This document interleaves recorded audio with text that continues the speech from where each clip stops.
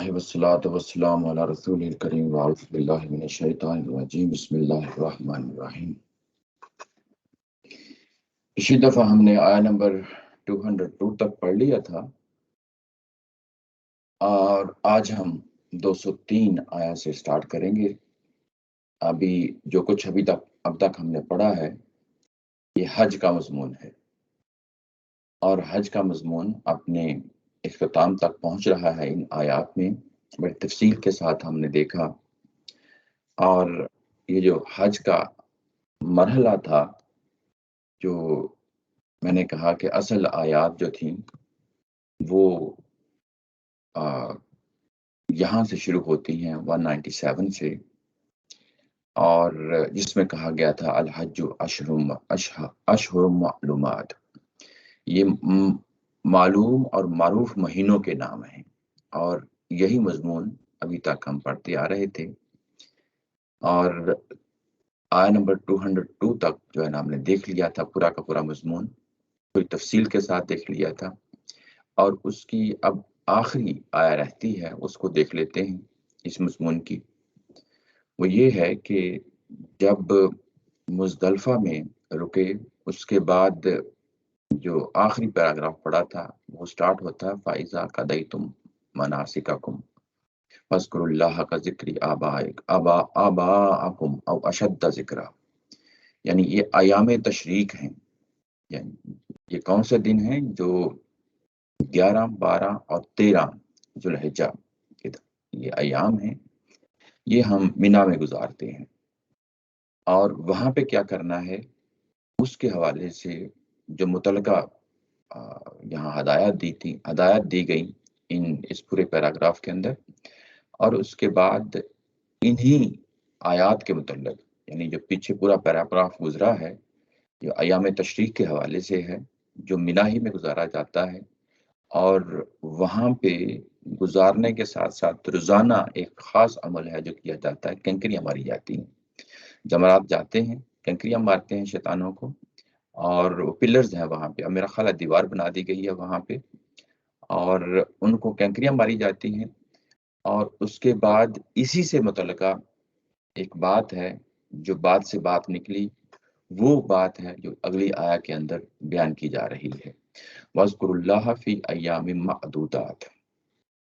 یہ جو مینا کے دن ہیں جس کا ذکر پیچھے گزرا ہے پچھلے پورے پیراگراف کے اندر، اس کے بارے میں ایک اضافی یہاں پہ ہدایت دی جا رہی ہے۔ وہ بتایا جا رہا ہے کہ یہ جو ایام ہیں مینا کے اندر جو حج مکمل کر چکنے کے بعد گزارتے ہیں، یہ چند دن ہیں، متعین دن ہیں، معدودات کا لفظ آیا ہے، متعین دن ہیں۔ معدودات یعنی یہ دنوں کے لیے آتا ہے، عمومی طور پہ یہ تھوڑے دنوں کے لیے اس کو بیان کیا جاتا ہے، تقلیل یعنی تھوڑے دنوں کے لیے، تھوڑی مدت کے لیے، اور اس کے ساتھ ساتھ تعیین ہوتا ہے، یعنی متعین طریقے سے ایک چیز کو بتا دینا، یعنی اگر آپ نے ایک مدت کی تعیین کرنی ہے، متعین طریقے سے اس کو بیان کرنا ہے، تو اس کے لیے بھی یہ لفظ معدودات کا آتا ہے۔ یہاں پہ کتنے ایام ہیں، کتنے دن ہیں، یہ تو ہمیں معلوم ہے کہ 3 دن ہوتے ہیں وہ، اور اس کے لیے یہاں پہ معدودات کا لفظ آیا ہے۔ یہ اس سے پہلے بھی یہ جو فریز ہے ایام معدودات، یہ پیچھے آ چکی ہے۔ رمضان کے مہینے کے لیے یہ الفاظ استعمال کیے گئے تھے، وہاں لوگوں کو ابھارنے کے لیے، یہ بتانے کے لیے گو کہ ایک مہینہ ہے، پھر بھی یہ گنے چنے متعین دن ہیں، تو یہ تعین کے لیے بھی یہ لفظ معدودات استعمال ہو جاتا ہے۔ یہاں پہ بھی اسی مفہوم میں آیا ہے، جمع میں آیا ہے، تو جمع عربی زبان کے اندر 2 پہ نہیں ہوتی بلکہ 3 چیزوں کے لیے ہوتی ہے، تو یہاں پہ 3 دن ہیں جن کا یہاں پہ ذکر ہو رہا ہے۔ فمن تعجل فی یومین، اور جو کوئی جلدی سے، تعجل یعنی جلدی سے کام لینا، یعنی جو کوئی جس نے جلدی کی، یعنی 2 دنوں کے اندر جلدی کی، فلا اسم علیہ، اس پہ کوئی گناہ نہیں ہے، یعنی یہ کہ 2 دنوں ہی میں، یعنی 2 دن پورے ہوئے، ہے تو 3 دن ہیں، 11، 12 اور 13 تاریخیں ہیں ذوالحجہ کی، 2 دنوں میں بھی آپ وہاں سے نکل سکتے ہیں، یہ بات ہے یہاں پہ کہی جا رہی ہے، یعنی جس نے جلدی کی اور 2 دنوں ہی میں وہاں سے نکل کھڑا ہوا۔ ظاہر ہے پرانے زمانے میں کاروان ہوا کرتے تھے جس میں لوگ یعنی جس کے ساتھ مل کے آیا کرتے تھے، اور جن کے ساتھ ظاہر واپسی بھی انہی لوگوں کے ساتھ ہوا کرتی تھی۔ انہوں نے اپنے کو دن متعین کیے ہوتے تھے، اس کے مطابق جو ہے نا رخصت ہو جایا کرتے تھے۔ بعض کا جلدی میں رخصت یعنی ہونا پڑتا تھا، موقع محل دیکھ کے، موسم دیکھ کے، اور اس طرح کی دیگر چیزوں کو دیکھ کے جلدی نکلنے کے لیے لوگ تیار ہو جاتے تھے۔ ایسے ہی کچھ لوگ رک جاتے تھے، ٹھہر جاتے تھے اور 3 دن مکمل کر دیتے تھے۔ اس پہ تبصرہ کیا ہے قرآن مجید نے۔ تو 2 دنوں میں بھی آج کل بھی یہ صورتحال بن جاتی ہے کہ بعض لوگوں کی فلائٹس واپسی پہ جلدی ہوتی ہیں، اور وہ یوں ہی یہ 2 دن پورے کرتے ہیں، تو ہو سکتا ہے کہ اگلے دن کی فلائٹ ہو، تو انہوں نے اس طرح ارینجمنٹ کرنی ہوتی ہے کہ تاکہ ہم وقت پہ ساری چیزیں کر لیں جو کچھ کرنا ہے یہاں پہ۔ تو یہاں اس حوالے سے کہ 2 دن یہاں گزار چکنے کے بعد اگر کوئی جانا چاہتا ہے تو اس پہ کوئی گناہ نہیں، اسم کا لفظ آیا، اس پہ کوئی گناہ نہیں۔ ومن تاخر، اور کسی نے اگر تاخیر کی یعنی یہ کہ ایک دن اور رک گیا، فلا اسم علیہ، تو اس پہ بھی کوئی گناہ نہیں۔ یعنی یہاں پہ دونوں کو نام لے کے، یہ کہ 2 دنوں کا نام لیا اور اس پہ بھی یہی کہا کہ کوئی گناہ نہیں۔ اگر ایک دن مزید رک جاتا ہے، ایک دن کا مزید اضافہ کر لیتا ہے اور 3 دن رک جاتا ہے وہاں مینا میں ایام تشریق میں 11، 12 اور 13 تینوں تاریخوں میں وہاں رک جاتا ہے، تو رکنے پہ، تیسرے دن رکنے پہ اس پہ بھی کوئی گناہ نہیں۔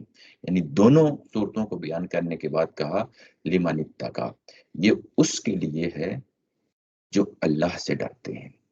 یہ یعنی جو ہدایات ابھی دی جا رہی ہیں ان کے لیے ہے جو اللہ سے ڈرتے ہیں۔ اللہ سے ڈرتے ہیں یعنی یہ کہ 2 دنوں میں بھی جا سکتے ہیں، کوئی گناہ نہیں ہے، 3 دنوں میں بھی جا سکتے ہیں، کوئی گناہ نہیں ہے، لیکن جو اصل چیز سامنے رہنی چاہیے، 2 دن گزاریں یا 3 دن گزاریں، اصل چیز سامنے جو رہنی چاہیے وہ اللہ کا تقوی ہے، اللہ کا خوف ہے، اللہ سے جو ہے نا سامنے رکھنا ہے اللہ تعالیٰ کی ہدایات کو، اسی کا نام تو تقوی ہے۔ تو جو بھی ان 2 دنوں میں چلا جائے یا 3 دنوں میں چلا جائے، اصل چیز یہ نہیں ہے کہ 2 دنوں میں گیا یا 3 دنوں میں گیا ہے، اصل جو چیز سامنے رہنی چاہیے وہ تقوی ہے۔ ہو سکتا ہے کہ یہ تقوی 10 دن بھی گزار لیں تو یہ تقوی وہاں آپ لوگوں کو نہ اس طریقے سے مل پا سکے۔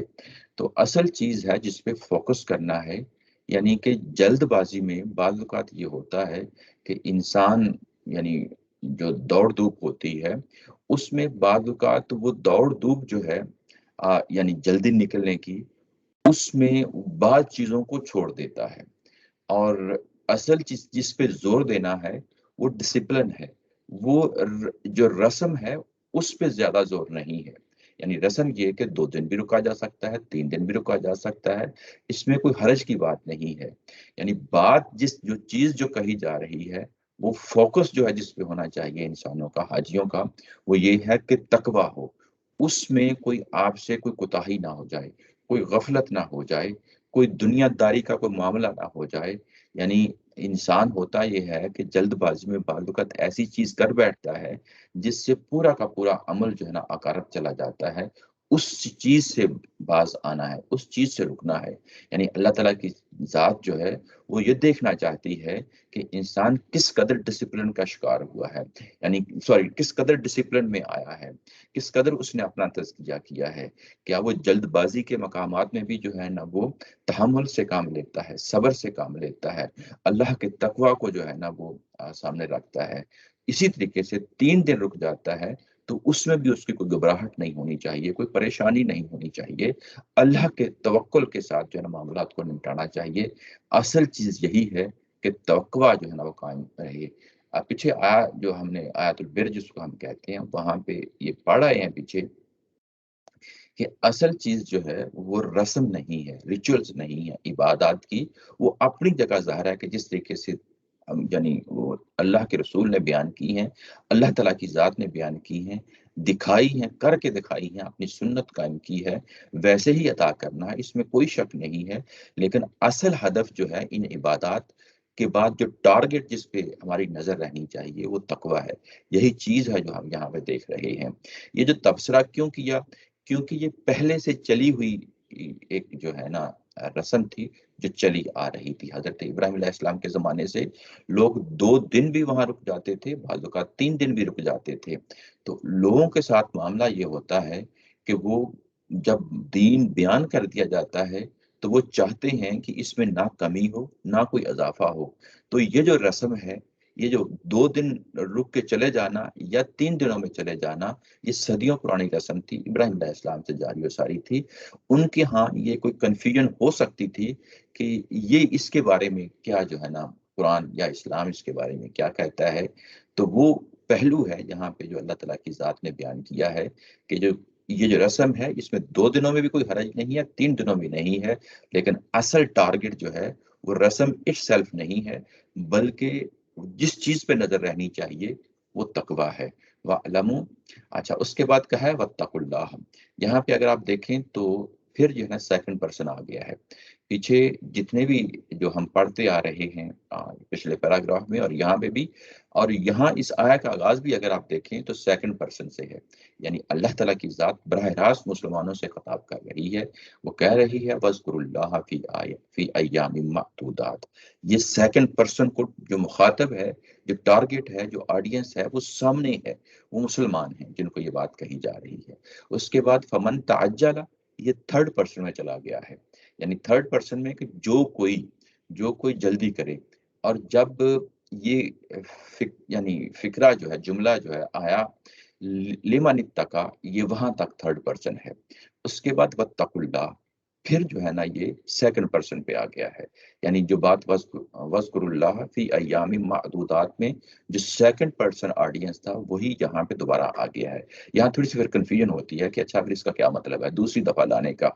دوسری دفعہ لانے کا مطلب یہ ہے کہ اب تم نے حج کر لیا تم لوگوں نے، اب وہ جو حج کے اندر تقوی قائم رکھا تھا، اسی تقوی کو اب اگلی زندگی میں حج کر چکنے کے بعد اس کو قائم و دائم رکھنا ہے۔ یہی وہ اسپرٹ ہے جس کو کہا گیا کہ حج کر چکنے کے بعد زندگی کے اندر وہ تمام چیزیں آنی چاہیے جو اس حج کے نتیجے میں لازمی طور پہ انسانوں نے جو کچھ سیکھا وہ آپ کی زندگی کا حصہ بننا چاہیے۔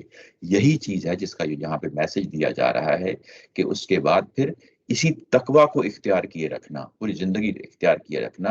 وَاعْلَمُوا، اس کے بعد آخری نصیحت کی ہے، کیونکہ حج کا مرحلہ تھا اور یہ کس نوعیت کا تھا اس کے بارے میں یہاں پھر ایک اور ہدایت پیش کی، وہ یہ ہے کہ یاد رکھو، وَاعْلَمُوا، یاد رکھو کہ أَنَّكُمْ إِلَيْهِ تُحْشَرُونَ، کہ تم اسی کی طرف حشر میں بلائے جاؤ گے، یعنی اسی کی طرف دوبارہ اکٹھے کیے جاؤ گے۔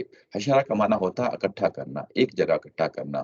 جانوروں کو بھی جب عرب اکٹھا کرتے تھے تو اس کے لیے بھی حشر کا لفظ بولتے تھے۔ جب انسان ایک جگہ اکٹھے ہوتے ہیں، بہت بڑا گروہ اکٹھا ہوتا ہے، اس کے لیے بھی حشر کا لفظ استعمال ہوتا ہے۔ اور جو کل کو قیامت میں لوگوں نے دوبارہ اکٹھے ہونا ہے، اس کے لیے بھی حشر کا لفظ استعمال ہوتا ہے۔ تو یہاں پہ قیامت کے جو اکٹھے ہونے کی بات ہو رہی ہے اس کی بات یہاں پہ کہی جا رہی ہے۔ ایک اجتماع وہ تھا، ایک حشر وہ تھا جو تم نے حج کے دوران قائم کیا، یعنی تم تمام دنیا سے اکٹھے ہو کے آئے اور یہ حشر برپا کر دیا، یعنی اپنے آپ کو وہاں پہ پیش کر دیا۔ اور جب یہ حشر برپا ہو گیا تو یہ جس طرح کا یہاں پہ ایک حشر تھا، یعنی ایک اجتماع تھا، ایک اکٹھ تھا، ایک جوڑ تھا، اس طرح کا ایک جوڑ کل کو پیش آنا ہے۔ قرآن کا جو ہے نا سب سے بڑا اہم جو نقطہ ہوتا ہے، ہر بات کرنے کے بعد وہ ایک نتیجے تک پہنچاتا ہے۔ وہ نتیجہ کیا ہے؟ وہ ہمیشہ اگر آپ دیکھیں تو وہ قیامت ہوتی ہے، وہ حشر ہوتا ہے، کل کو اٹھنا ہے، اسی ہی کی بات کرتا ہے۔ یعنی جس طریقے سے تم نے یہ اجتماع کیا، اکٹھ کیا، یہ جوڑ کیا، یہ انسانوں کا ایک انبو تھا، ایک گروہ تھا جو ایک جگہ پہ اکٹھے ہوا۔ یہ اکٹھے ہونے سے سمجھ لو جیسے یہاں پہ اکٹھے ہوئے تھے اللہ کے حضور میں، वैसे ही कल को तुम अल्लाह के हजूर में बड़े हशर में इकट्ठे होंगे। ये चीज है जो तुमने मुतय्यन करके अगली जिंदगी गुजारनी है। यानी इस हज कर चुकने के बाद जब तुम चले जाओगे तो तुम्हारे जहनों में हमेशा ये जो हशर है, इस हशर की बुनियाद पे अगला हशर आपके सामने रहना चाहिए कि हमने उस हशर में जाना है, वो हमेशा सामने रहना चाहिए। ये अगर आप देखें तो ये आखिरी 2 पैराग्राफ्स के अंदर ये हदायत बड़े खूबसूरत तरीके से वाज़ेह कर दी गई है। एक ये कि तुमने तकवा को अगली ज़िंदगी में हज कर चुकने के बाद यही तुम्हारा ओढ़ना बिछौना होना चाहिए। ये अब तो थोक पे हम लोग जाते हैं हज करने, उम्रा करने, उस तरह के असरात नज़र नहीं आते। हमारे बचपन में जब हम जो हाजी जाया करते थे, उस वक़्त तो यानी देहाती माहौल में अ, 2 4 5 यानी देहातों में कोई एक आध ही जो है ना जोड़ा जाया करता था, वो भी बूढ़े लोग जाया करते थे। और जब वो वापस आते थे उनकी ज़िंदगियों में हम वाक़ई एक असर देखते थे, उनकी ज़िंदगियों में वाक़ई एक तब्दीली देखते थे। यानी वापस आते तो वो ज़ाहिर है 5 नमाज़ें मुस्तकिल तौर पे पढ़ा करते थे। ज़िंदगियों में एक तब्दीली उनके यहाँ आया करती थी, तहज्जुद गुज़ार होते थे, कुरान मजीद का रोज़ाना मुतालिया किया करते थे। लेकिन ज़ाहिर है कि अब ज़िंदगी उस तरीके से बहुत तेज़ हो चुकी है, तो अब भी जो है ना लोगों के अंदर ये चीज़ पाई जाती है। लेकिन असल चीज़ यही है कि जो सबक तुम वहाँ से सीख के आए हो हज से, वो अगले जो हशर है उसके लिए तैयारी का सामान करना शुरू कर दो। जो पिछला पैराग्राफ था वहां पे भी आखिर में अगर आप देखें तो जो आखिरी आया थी, उलाइका लहुम नसीबुम मिम्मा कसबु वल्लाहु सरीउल हिसाब। यानी जिन्होंने ये हज किया और एंड टू एंड यानी यानी एहराम बांधा और उसके बाद यहाँ मिना में याम तशरीक तक जो है ना उन्होंने तमाम मामलात कर लिए हज के, और उसके बाद दुआएं भी जो मांगनी थी वो भी मांग ली। अल्लाह ने उनका हज कबूल व मंजूर कर लिया, उनकी दुआओं को मंजूर कर लिया और उनके लिए कहा कि इनका हिसाब मैंने चुका दिया। वल्लाहु सरीउल हिसाब, मैंने इनका हिसाब चुका दिया, मैंने इनके बारे में फैसला कर दिया कि मैंने इनका हज कबूल कर लिया।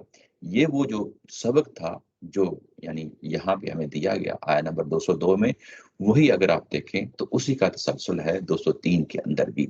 बात वाज़ेह हो गई।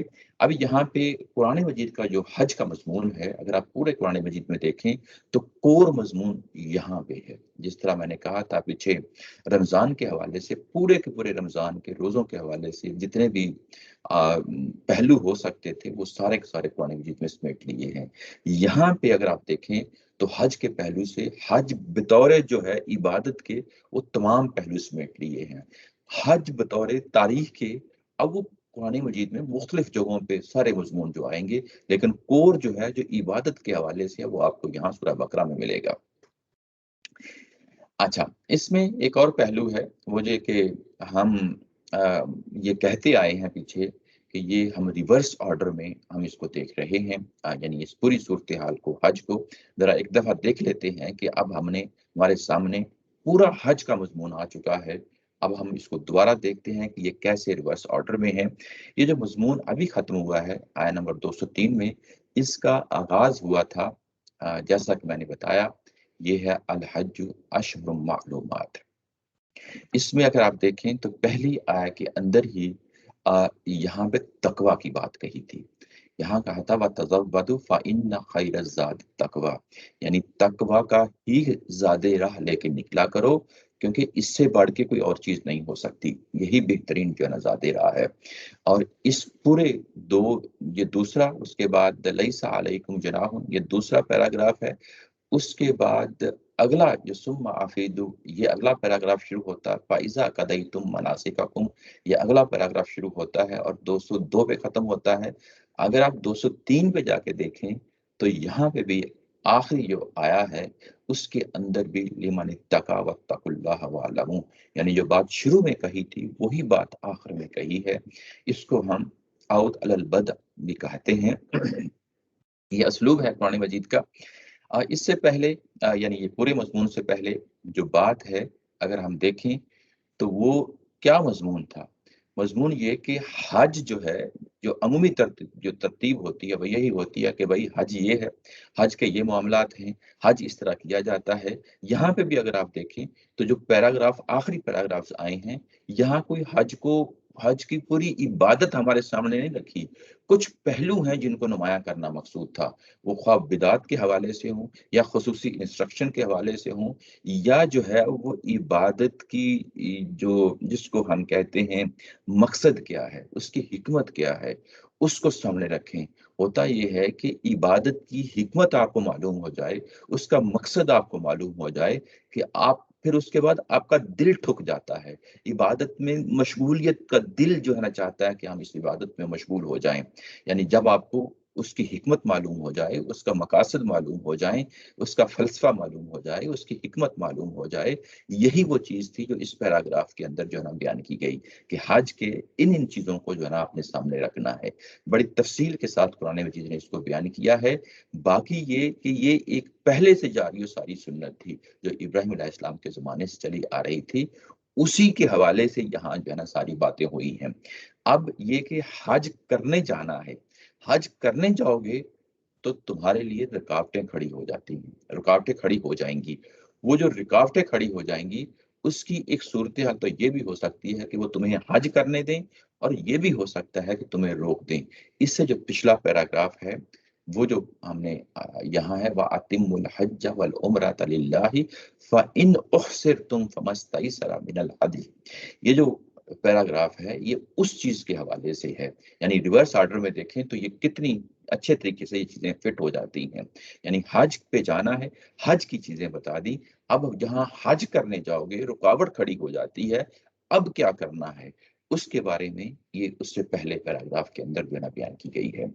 اب اس سے پہلے کہ ہاں اگر رکاوٹ کھڑی ہو جائے تو رکاوٹ کھڑی ہونے کے دو ہی طریقے تھے نا.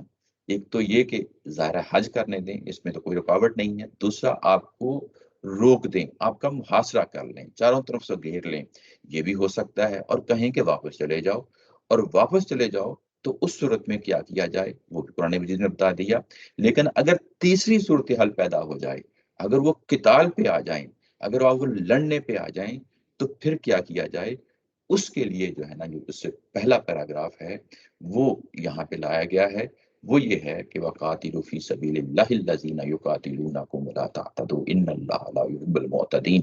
بڑے اچھے طریقے سے یہ چیز یہاں فٹ بیٹھتی ہے کہ کس طریقے سے مضمون جو ہے ریورس آرڈر میں بھی اللہ تعالیٰ کی ذات جو ہے نا پیش کر دیتی ہے.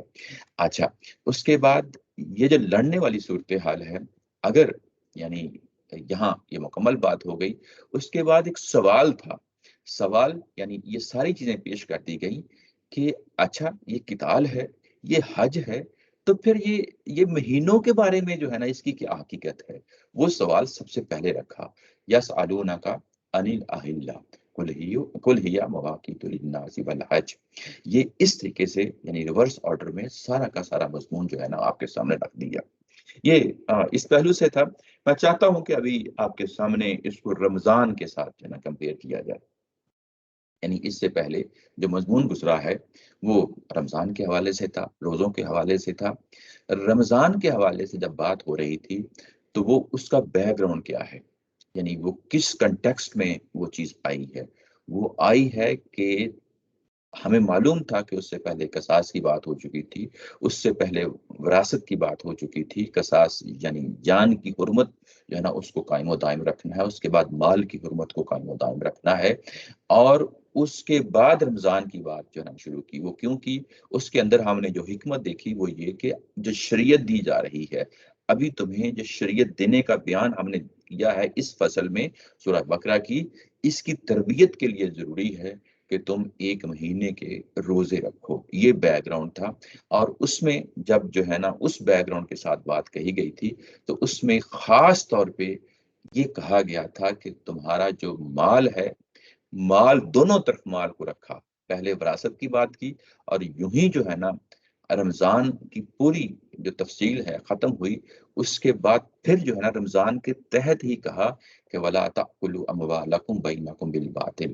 یعنی خاص طور پہ جو ہے نا یہ تربیت مقصود جو تمہاری ہے رمضان کی، اس میں مال کی تربیت خاص طور پہ اس کو ٹارگٹ کرنا اپنی زندگی میں.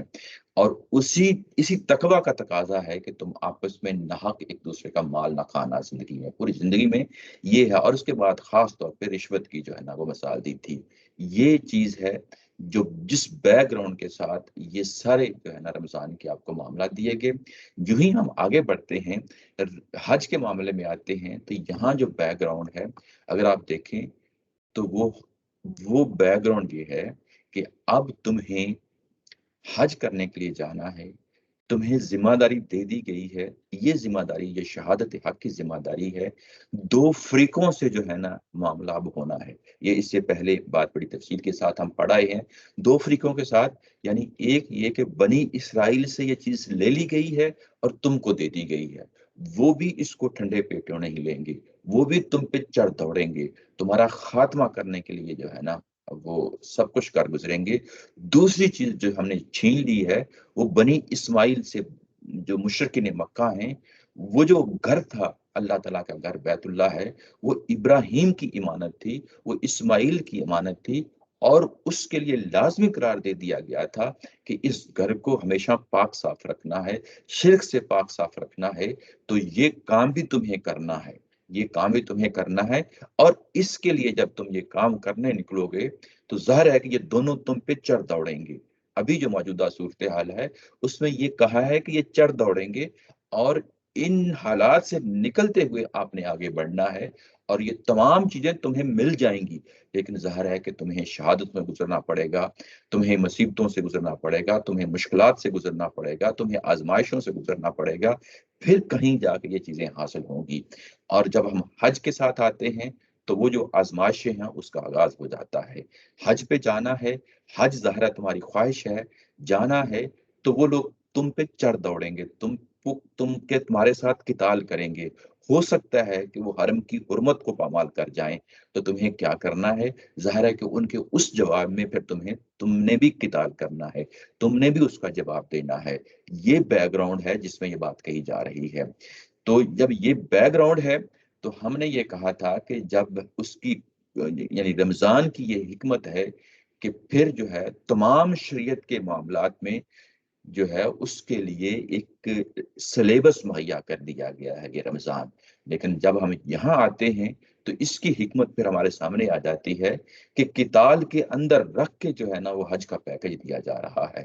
گویا کہ جو قتال کا معاملہ ہے یہ تو وقتی طور پہ تمہارے دشمنوں کا معاملہ ہے، لیکن اصل قتال جو حج اکبر، یعنی یہ ساری جہاد یعنی اصغر جو ہے وہ قتال ہے، اور نبی صلی اللہ علیہ وسلم کی حدیث سے بھی ہمیں معلوم ہوتا ہے کہ جو جہاد اکبر ہے وہ تمہارے نفسوں کے ساتھ جہاد ہے، وہ تمہاری یعنی پوری زندگی کا جہاد ہے، اور یہ جو جہاد ہے جو نفسوں کے ساتھ کرنا ہے وہ ایک پورا ڈسپلن کے ساتھ تمہیں حج کی صورت میں دے دیا ہے، اور پوری زندگی کو سامنے رکھنا ہے۔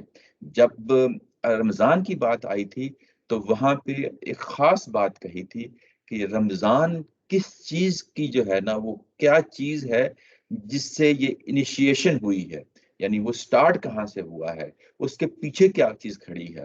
وہ قرآن مجید کھڑا تھا۔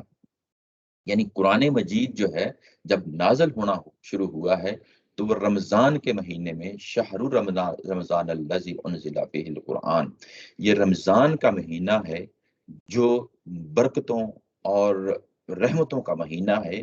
اس کا اصل سبب جو ہے وہ قرآن مجید ہے، اس مہینے میں وہ نازل ہونا شروع ہوا تھا، اور قرآن کی ہدایت کو پلے باندھ لو، یہ وہ میسج ہے جو ہم نے اس پورے پیراگراف کے اندر جو ہے نا یہاں جو کچھ ہم نے پڑھا۔ جب ہم یہاں آتے ہیں تو اسی حوالے سے حج کے بیک گراؤنڈ کے ساتھ جہاد و قتال ہے، اور یہاں پہ بھی اگر آپ دیکھیں تو یہاں ایک بڑے خوبصورت طریقے سے یہ چیز واضح کر دی گئی۔ وہ جو چیز واضح کر دی گئی ہے وہ یہ ہے کہ یہ ہے، یہ آیا نمبر اگر آپ دیکھیں تو یہ 198 ہے، جس میں یہ کہا گیا ہے کہ وَاذْكُرُوهُ كَمَا هَدَاكُمْ وَإِن كُنتُم مِّن قَبْلِهِ لَمِنَ الضَّالِّينَ، یعنی جیسا کہ تمہیں اللہ تعالیٰ کی ذات نے ہدایت دی ہے، یہ جو ہدایت کی ارزانی کی ہے، تو ہدایت مہیا کی ہے ملت ابراہیم کی صورت میں، قرآن مجید کی صورت میں، دین اسلام کی صورت میں، صراط مستقیم کی صورت میں، اس سے پہلے یہ تمہارے پاس موجود نہیں تھی، یعنی واضح طریقے سے یہ چیزیں تمہارے ساتھ موجود نہیں تھی۔ یہ جو چیز تمہیں دی ہے اب اس کا ذکر کرنا ہے اس حج کے دوران، اس کا ذکر کرنا ہے، یعنی اللہ کا شکر ادا کرنا ہے، اللہ کی جو ہے نا رحمتوں کا اس پہ جو آپ پہ ہوئی ہیں اس کا اظہار کرنا ہے۔ یعنی یہ پورا پیکج تمہیں دیا جا رہا ہے صراط مستقیم کی صورت میں، اسلام کی صورت میں، ملت ابراہیم کی صورت میں، دین اسلام کی صورت میں۔ یہ چیز ہے جو تم نے حج کے دوران جو ہے نا یہ سب کچھ اس کو سامنے رکھنا ہے، اس عبادت کو سامنے رکھنا ہے۔ اور وہاں جو رمضان ہے وہاں قرآن مجید کو سامنے رکھنا ہے، یہ بڑی امپورٹنٹ چیز ہے۔ وہاں اصل میں قرآن مجید ہے، قرآن مجید بھی دراصل اسلام ہی ہے، ملت ابراہیم ہی ہے، اس میں بھی کوئی فرق نہیں ہے، لیکن ظاہر ہے کہ فوکس جہاں کہاں کہاں ہم نے رکھنا ہے، یہاں پہ جو فوکس رکھنا ہے یہ پوری جو دین اسلام کی جو پورا کا پورا دین اسلام جس کو کہا جاتا ہے، اس کو اگر ہم اس کو ایک کنڈینسڈ فارم میں لے آئیں کہ وہ ہے کیا چیز ہے، وہ دراصل حج ہے۔ حج عبادات کا نام بھی، قربانی کا نام بھی ہے، جہاد و قتال کا نام بھی ہے، اپنے نفس کے ساتھ لڑنے کا نام بھی ہے، اور جو میکسیمم رہبانیت ہو سکتی ہے، انسان سب کو چھوڑ دیتا ہے دنیا داری کو، اللہ کے راستے میں نکل کھڑا ہوتا ہے۔ یعنی اسلام کے جتنے بھی جملہ پہلو آپ بیان کر سکتے ہیں، خواہ وہ تھیری سے ریلیٹڈ ہوں، خواہ وہ ایکشنز اور ڈیڈ سے ریلیٹڈ ہوں، اگر ان کو سمبلائز کرنا ہے کسی ایک عبادت میں تو وہ حج ہے۔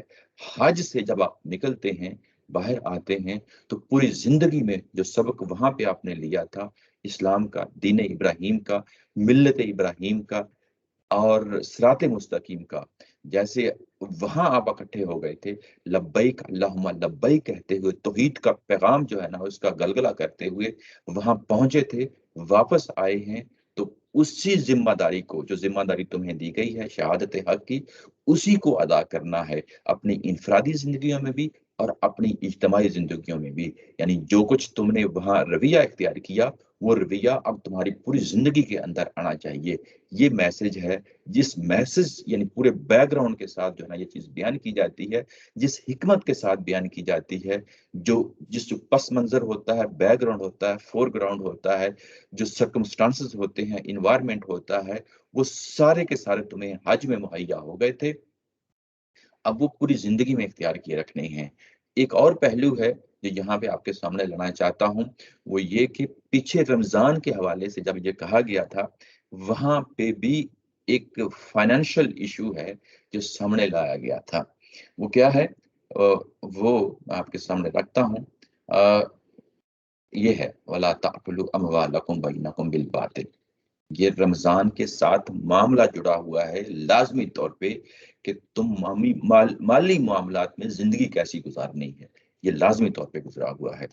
اور جب حج کا معاملہ آیا تو اس کے ساتھ قتال کا معاملہ آیا، اور قتال کے ساتھ بھی ایک اور چیز یہاں پہ جڑی ہوئی ہے، وَأَنفِقُوا فِي سَبِيلِ اللَّهِ وَلَا تُلْقُوا بِأَيْدِيكُمْ إِلَى التَّهْلُكَةِ۔ یعنی اللہ کے راستے میں جو اجتماعیت سے متعلقہ کام ہوتے ہیں ان کے لیے بھی انفاق فی سبیل اللہ کرو۔ وہاں پہ اگر آپ دیکھیں رمضان کے جو ہے معاملات ہیں وہ انفرادی سطح کے ہیں، یعنی مجھے خیال رکھنا ہے اپنی پوری زندگی میں کہ میں نے مالی معاملات میں وہ غلط کام نہیں کرنا۔ یہاں پہ اگر آپ دیکھیں تو یہاں پہ اجتماعی معاملات کی بات کی جا رہی ہے، اللہ کے راستے میں جو معاشرے کی ضروریات ہیں ان کو پورا کرنا ہے۔ یہ جو ابھی سوال اٹھا ہے کہ وہ انفقوا فی سبیل اللہ، اللہ کے راستے میں دو، ابھی تو سر دست جو ہے وہ معاملہ کیا ہے؟ ابھی قتال کا معاملہ ہے، اس کے لیے پیسے مانگے جا رہے ہیں۔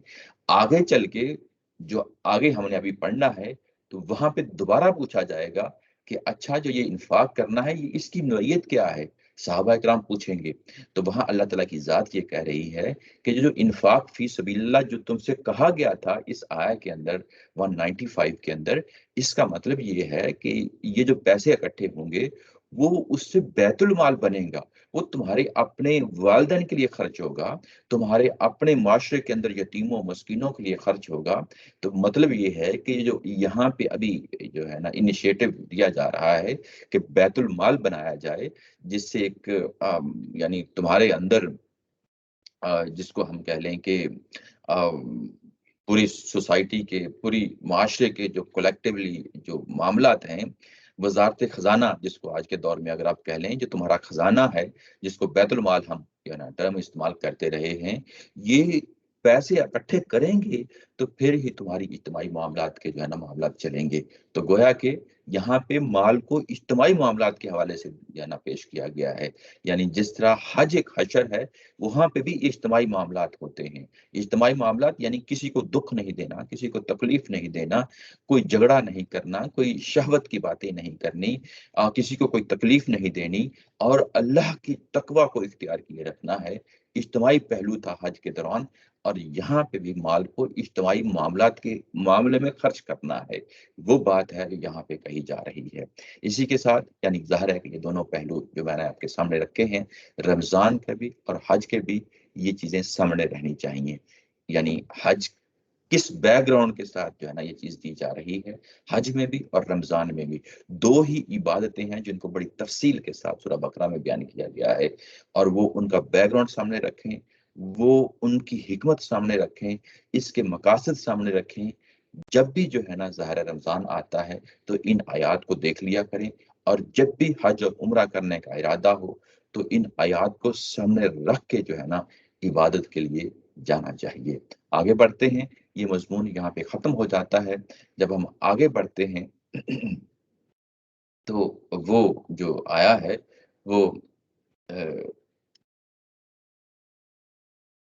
यहाँ पे आया नंबर 204 है, यानी 203 खत्म हो गई, हज का मजमून खत्म हो गया।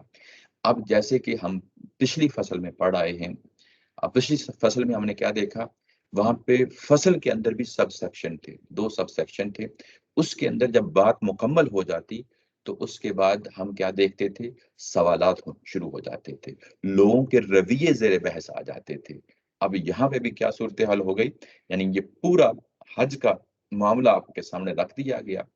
हज के साथ किताल का जो मामला था वो भी सामने आ गया, हज के साथ जो इन्फाक फी सबीलिल्लाह का मामला था वो भी सामने आ गया। अब यानी ये पूरी आयात उतर चुकने के बाद लोगों के कुछ रवैये हैं, उनको ज़ेरे बहस लाया जाएगा।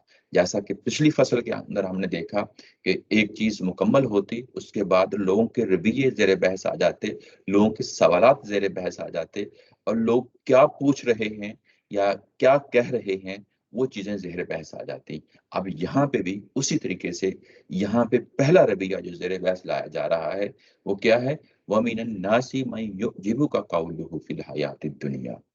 नीचे उस्ताद मोहतरम ने इसको ब्रैकेट में रखा है, ये इबादत है जिसकी राह रोकने वालों से तुमको लड़ना है। ये कौन सी इबादत थी, यानी असल इबादत जो कोर थी, जो मैसेज था, वो हज था। अब ज़ाहिर है हज के लिए निकलते तो उनके लिए हो सकता था कि किताल का मामला हो जाता। अब ये सब कुछ मुस्तकबिल की बातें थी, मुस्तकबिल को सामने रखते हुए पूरी चीजें, पूरी हदायत दी जा रही हैं।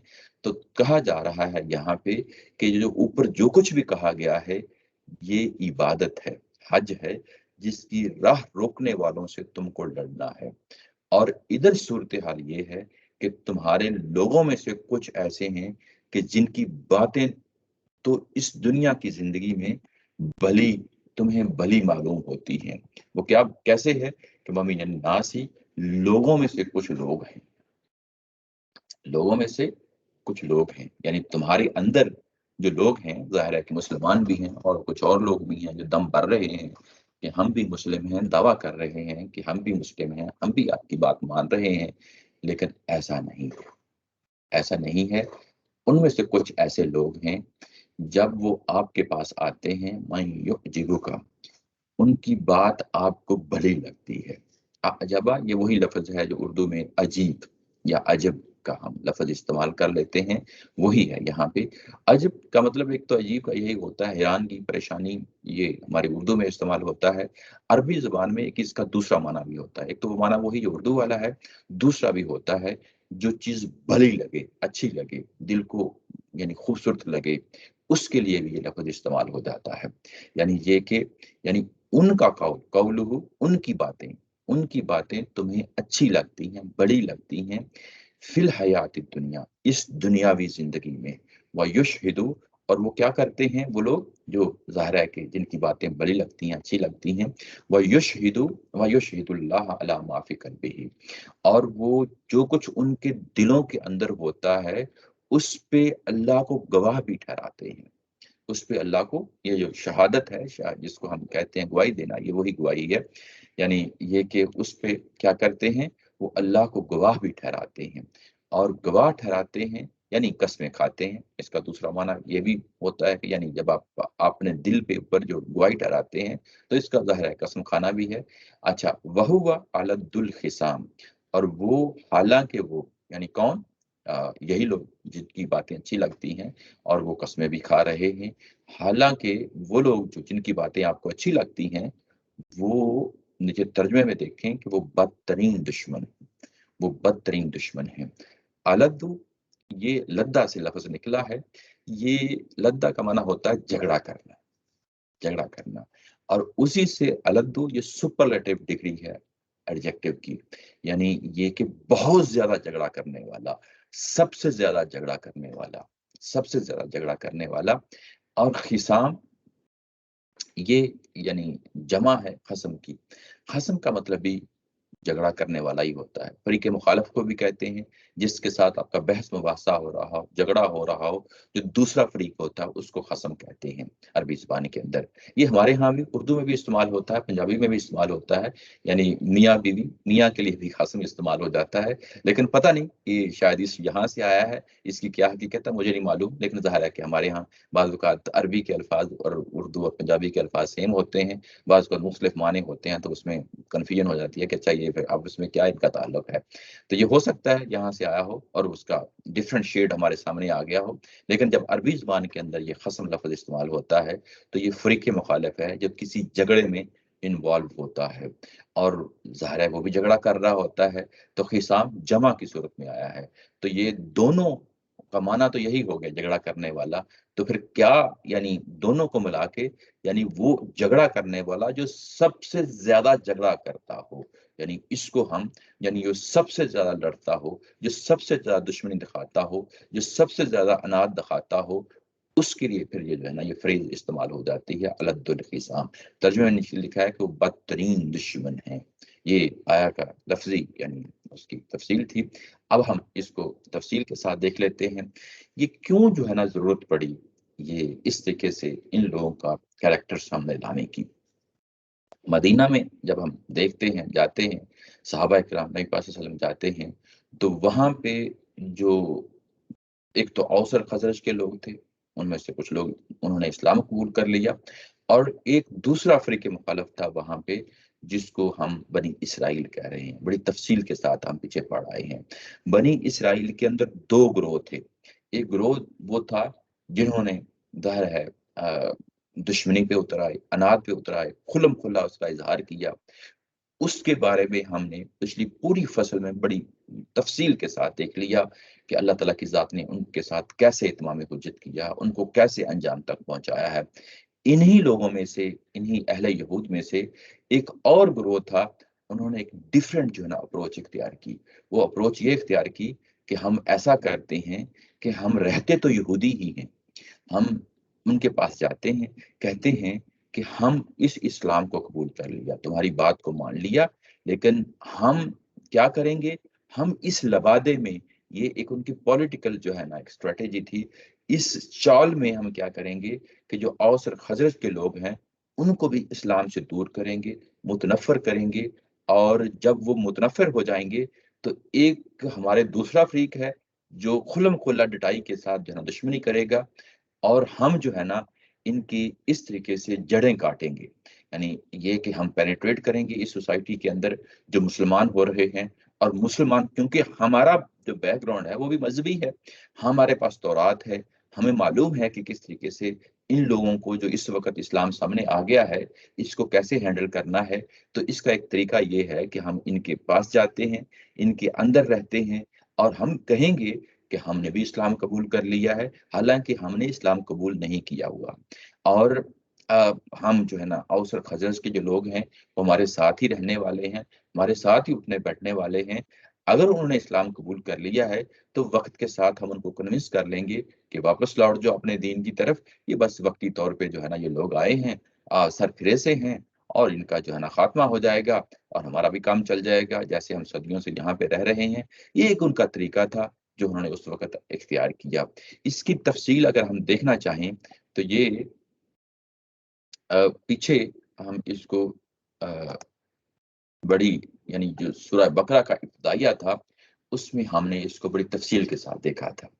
وہاں پہ ہمیں یہ بتایا گیا کہ ایک تو وہ لوگ ہیں سورہ بقرہ کے اندر صحابہ ایمان ہیں. یہ اگر آپ دیکھیں یہاں سے بالکل آغاز ہوتا ہے اور ان کے بارے میں جو ظاہر ہے کہ اللہ کی عبادت کر رہے ہیں، نمازیں پڑھ رہے ہیں، زکوٰۃ دے رہے ہیں، آخرت پہ یقین ہے، قرآن مجید پہ جو ہے نا ایمان لا رہے ہیں، پچھلی جو ہے نا الہامی کتابوں پہ ایمان لا رہے ہیں. یہ ایک گروہ تھا. اس کے بعد آیت نمبر 5 کے بعد اگر آپ دیکھیں تو دوسرا گروہ سامنے آتا ہے. ان الذین کفروا سواء علیہم انذرتہم ام لم تنذرہم لا یؤمنون. یہ دوسرا گروہ ہے جن کے بارے میں کہا گیا تھا کہ تم جتنا مرضی کوشش کر لو یہ تمہاری بات ماننے کے لیے تیار نہیں ہوں گے بلکہ دشمنی پہ کھڑے ہو جائیں گے. یہ یہودیوں کا گروہ ہے، بنی اسرائیل کا گروہ ہے، جن کے بارے میں پہلی فصل میں بڑی تفصیل کے ساتھ دیکھا ہے. اس کے بعد اگر آپ دیکھیں تو آیت نمبر 8 سے ایک نیا مضمون شروع ہوتا ہے. وہ یہ کہا جاتا ہے کہ وَمِنَ النَّاسِ، یعنی انہی یہودیوں کے اندر ایک اور گروہ ہے جو کہتا ہے کہ ہم بھی اللہ پہ ایمان لائے اور آخرت پہ ایمان لائے. اور یہاں بڑے واضح طور پہ ابتدائیہ میں بتا دیا گیا تھا کہ یہ حقیقتاً مومن نہیں ہے. یہ اللہ کو دھوکہ دینا چاہتے ہیں اپنے تئیں اور انسانوں کو بھی جو ایمان لا رہے ہیں ان کو بھی دھوکہ دینا چاہتے ہیں، حالانکہ یہ خود اپنے آپ کو دھوکہ دے رہے ہیں. ان کے دلوں کے اندر فی قلوبہم مرض، ان کے دلوں کے اندر ایک مرض ہے، حسد کا مرض ہے، جس کو اللہ تعالیٰ کی ذات نے اور بڑھا دیا ہے. جب ان سے کہا جاتا ہے کہ زمین میں فساد برپا نہ کرو تو یہ کیا کہتے ہیں؟ قالوا انما نحن مسلمون، یعنی جو کچھ تم حرکتیں کر رہے ہو اس کے نتیجے میں لازماً زمین میں فساد برپا ہوگا. اور جب ان کو اس پہ یعنی ان پہ تنبؤ دیا جاتا ہے، ان کو وارن کیا جاتا ہے تو یہ کہتے ہیں کہ ہم ہی جو ہے نا اصل میں مصلحین ہیں. یہ جو ہم کام کر رہے ہیں اس سے سب کا بھلا ہوگا، مسلمانوں کا بھی بھلا ہوگا، ہمارا بھی بھلا ہوگا، اور جو دوسرے لوگ ہیں مشرکین مکہ ان کا بھی بھلا ہوگا. یعنی ہم اپنی اپنی جگہ پہ جو کچھ ہے ہمیں رہنے دو. ہم تمہیں نبی مانتے ہیں، ہم ایمان لاتے ہیں، تمہیں حقیقی نبی مان رہے ہیں، لیکن یہ کہ باقی لوگوں کو کیوں جو ہے نا دعوت دیتے ہو؟ ٹھیک ہے ان کو اپنی جگہ جو ہے نا رہنے دو. تو ان کے بارے میں کہا گیا کہ یہی اصل میں جو ہے نا فسادیے ہیں، ان کو اس کا شعور نہیں ہے. اور جب یہ کہا جاتا ہے کہ اچھا اگر تم ایمان کا دعویٰ کرتے ہو تو ان کی طرح کیوں نہیں ایمان لاتے جو یعنی دوسرے صحابہ اکرام ایمان لا رہے ہیں؟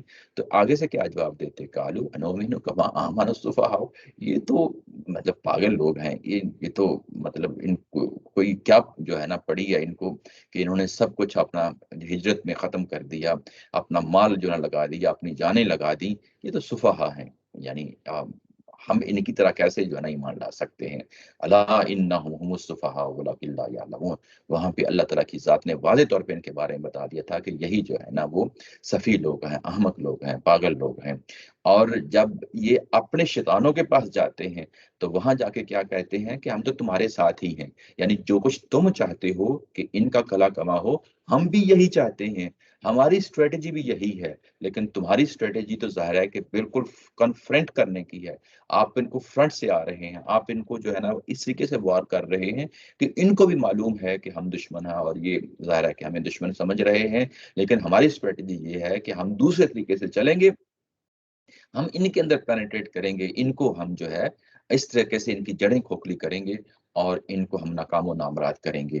اور اصل ہم تمہارے ساتھ ہی کھڑے ہیں. یعنی یہ جو لوگ ہیں قالوا انما معکم انما نحن مستہزئون، ہم تمہارے ساتھ کھڑے ہیں لیکن ان کے ساتھ استہزاء کر رہے ہیں، ان یعنی مسلمانوں کے ساتھ. یہ بڑی تفصیل کے ساتھ جو ہے نا پیراگراف آگے چلتا ہے، اس کو دوبارہ دیکھ لیجئے گا، آیت نمبر 16 تک جو ہے یہ چلتا ہے.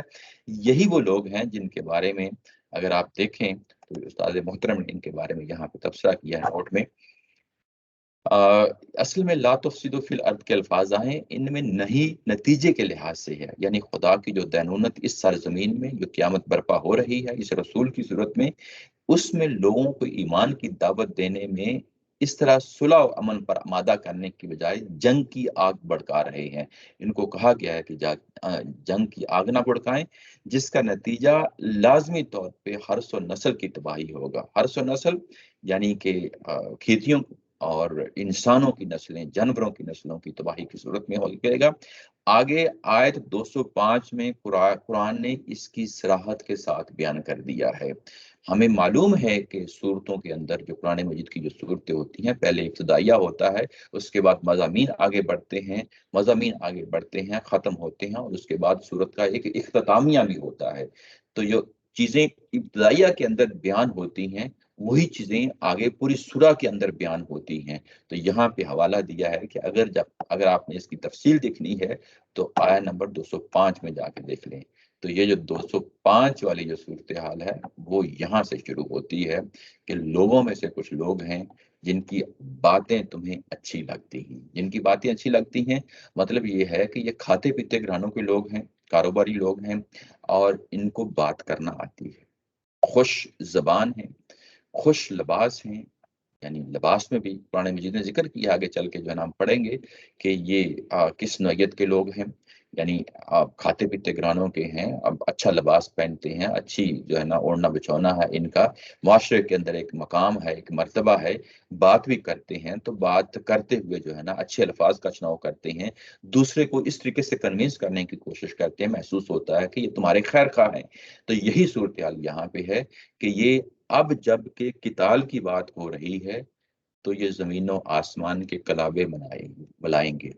ये अब आगे बढ़ चढ़ कर जो है ना तुम्हें बताएंगे कि ये काम कर लो, ये काम कर लो, ये काम कर लो। यानी अपनी सर्विसेज, अपनी खिदमात भी ये लोग पेश कर रहे हैं, और उसमें ऐसे लग रहा है कि जो ये बातें कर रहे हैं ये तो बड़ी भली बातें हैं, बड़ी खूबसूरत बातें हैं, बातें बड़ी खूबसूरत हैं। लेकिन इसके साथ ही एक और इशू है कि ये अपनी बातों के साथ अल्लाह की कसमें खाते हैं। वयुशहिदुल्लाह अला मा फी कल्बिही, जो कुछ उनके अपने दिलों के अंदर है। अपने दिलों के अंदर क्या है? यानी ये कि ज़ाहिर में जो कस्में, यानी ज़ाहिर में जो बातें कर रहे हैं वो ये कह रहे हैं कि ये बात, हमारी इंटेंशन भी यही है, हमारा इरादा भी यही है, हम खुलूस के साथ कह रहे हैं। उस पे फिर वो अल्लाह को गवाह और हाजिर और नाजिर जानकर जो है ना कस्में खा रहे हैं। यानी ये जो वतीरा होता है, ये जो जो रवैया होता है कस्में खाने का, ये दरअसल बंदा वही कस्में खाता है जिनकी अपनी शख्सियत खोखली होती है, अपनी शख्सियत कमजोर होती है। यानी इस शख्सियत के कमजोर होने के पहलू को वो मजबूत करने के लिए करता क्या है कि वो अ, अल्लाह की कसमें खाता है। और उस पे फिर तबसरा किया अल्लाह ताला की जात ने, ये दरअसल सबसे बदतरीन दुश्मन है, बदतरीन दुश्मन है। वो क्या, कैसे दुश्मन है, वो आगे अगली आय में खोला है। व इज़ा तवल्ला सा फिल अर्दी लियुफ्सिदा फीहा व युहलिकल हर्सा वन नस्ला। जब ये तुम्हारे पास से चले जाते हैं, तवल्ला का लफ्ज आया है। यानी तवल्ला क्या होता है? आपके पास आए, नबी पाक सल्लल्लाहु अलैहि वसल्लम के पास आए, बातें की, खूबसूरत बातें की, सबको भली लगी। जब वहां से उठते हैं, उठने के बाद चले जाते हैं, तो उनकी तगो-दो यही होती है। ये उर्दू में भी इस्तेमाल होता है, सही करना, यानी कोशिश करना, तगो-दो करना, दौड़-धूप करना। तो उनकी दौड़-धूप क्या होती है? दौड़-धूप ये होती है, फिल अर्दी लियुफ्सिदा फीहा, ज़मीन के अंदर दौड़-धूप होती है। वो ये होती है कि ताकि ज़मीन के अंदर फ़साद बर्पा किया जाए। फ़साद क्या होता है? फ़साद होता है किसी को कत्ल करना, किसी की जानो माल के दर पे हो जाना, यानी कत्ल करना, ये भी फसाद का हिस्सा है। किसी के माल को तबाह व बर्बाद करना, ये भी फसाद होता है। फसाद दोनों चीजों के लिए इस्तेमाल हो जाता है, यानी जान को तल्फ करना हो या माल को तल्फ करना हो, जो भी ये शख्स करेगा वो दरअसल फसादी होता है, वो फसाद बर्पा कर देता है। और उसको कुरान मजीद ने खोल दिया है यहाँ पे। यानी क्या होता है, यहाँ से उठते हैं तो उठने के बाद वो जमीन में फसाद बर्पा कर देते हैं। यानी वो काम करते हैं जिसके नतीजे में लाजमी फसाद बर्पा हो जाएगा। वो फसाद किस नौयत का होगा? वह युहलिकल हर्सा वन नस्ल, वो होगा कि वो खेतियां उससे उजड़ जाएंगी। हर्ष का मतलब होता है खेती, खेतियां उससे जो है ना हलाक हो जाएंगी। हलाक होने का मतलब खेती उजड़ जाएगी, کھیتیاں یعنی جس سے انسانی زندگی آگے بڑھتی ہے، کاروبار آگے بڑھتے ہیں، یہی کام ہوتا ہے نا کھیتیوں کا، کہ زندگی آگے بڑھتی ہے، خوراک ہوتی ہے، یہ بڑا اہم پہلو ہے۔ اور اس کے بعد نسلوں کا بھی خاتمہ ہوگا، جنریشنز کا بھی خاتمہ ہوگا، یعنی جانوروں کی جنریشنز کا بھی خاتمہ ہوگا، انسانوں کی جنریشنز کا بھی خاتمہ ہوگا۔ فوڈ کے پرابلم آ جائیں گے، یعنی جب یہ جو حرکتیں کرتے ہیں اس کے نتیجے میں لازمی طور پہ کھیتیاں اجڑیں گی اور نسلیں اجڑیں گی۔ یہ بات ہے جس کو یہاں پہ نمایاں کیا جا رہا ہے۔ یعنی ان لوگوں کی اصل اسٹریٹجی کیا ہے کہ یہ اصل میں تمہارے پاس آتے ہیں اور یہ دم بھرتے ہیں کہ ہم نے اسلام قبول کر لیا ہے۔ اصل میں یہ لوگ ہیں جنہوں نے اسلام قبول تو نہیں کیا، لیکن جو کچھ یہ کرتے ہیں یہ باہر جا کے جو توغ و دو کرتے ہیں لوگوں کے اندر اسلام سے برگشتہ کرنے کے لیے اپنے تئیں سب کچھ جو ہے نا یہ دو پیش کھیلتے ہیں۔ اور واللہ لا يحب الفساد، اللہ تعالیٰ کی ذات جو ہے وہ ان کے اس فساد کو پسند نہیں کرتی، یعنی یہ کہ نفرت کرتی ہے ان حرکتوں کو۔ اب یہاں پہ ایک بڑا ہی اہم پہلو ہے جو آپ کے سامنے رہنا چاہیے، کیا اللہ زمین میں انسانوں کے یعنی لڑنے بڑنے کی جو کیفیت ہے کیا اس کو پسند کرتا ہے؟ اللہ نے اپنی پریفرنس کا اظہار کر دیا ہے یہاں پہ کہ اللہ چاہتا ہے کہ انسانوں کے درمیان امن رہے، آشتی سے معاملات آگے بڑھیں، لوگوں کی نسلیں آگے بڑھیں، لوگوں کی خوراک کے معاملات جو ہے نا محفوظ رہیں، لوگ نہ اٹھیں کہ وہ قیامتیں برپا کر دیں، انسانوں پہ جنگیں تھوپ دیں۔ یہ کام اللہ تعالیٰ کی ذات نہیں چاہتی، اللہ تعالیٰ کی ذات کے سامنے یہ مد نظر ہے ہی نہیں۔ اللہ تعالیٰ کی ذات کے سامنے جو چیز مد نظر ہے وہ یہ ہے کہ یہ دونوں چیزیں یعنی حرث ہو یا نسل ہو، ان کی پروٹیکشن رہنی چاہیے، یہ حفظ و معمون کے ساتھ محفوظ رہیں، ان کو کوئی بھی جو نا شخص اٹھ کے تباہ و برباد نہ کرے۔ اللہ نے اپنی پریفرنس کا جو ہے نا اظہار کر دیا۔ ہمارے درمیان بھی بعض اوقات بعض لوگ جو ہے نا وہ جنگ کو اس قدر سوار کر لیتے ہیں یا جہاد و قتال کے مضمون کو اس قدر نمایاں کرتے ہیں، ایسے لگتا ہے جیسے اللہ تعالیٰ کی ذات جو ہے وہ چاہتی یہی ہے کہ ہمہ وقت لوگ لڑتے رہیں۔ نہیں، اللہ تعالیٰ کی ذات نے اپنی پریفرنس کا اظہار بڑے خوبصورت طریقے سے یہاں پہ کر دیا ہے کہ اللہ تعالیٰ کی ذات نفرت کرتی ہے اس طرح کے فساد کو، یعنی اس طرح کے فساد کو نفرت کرتی ہے کہ یعنی لوگوں کی کھیتیاں اجڑیں، لوگوں کی نسلیں اجڑیں، اس چیز سے نفرت کرتی ہے۔ اور جو کچھ یہ کر رہے ہیں اس کے نتیجے میں لازمی طور پہ ظاہر ہے فساد برپا ہوگا۔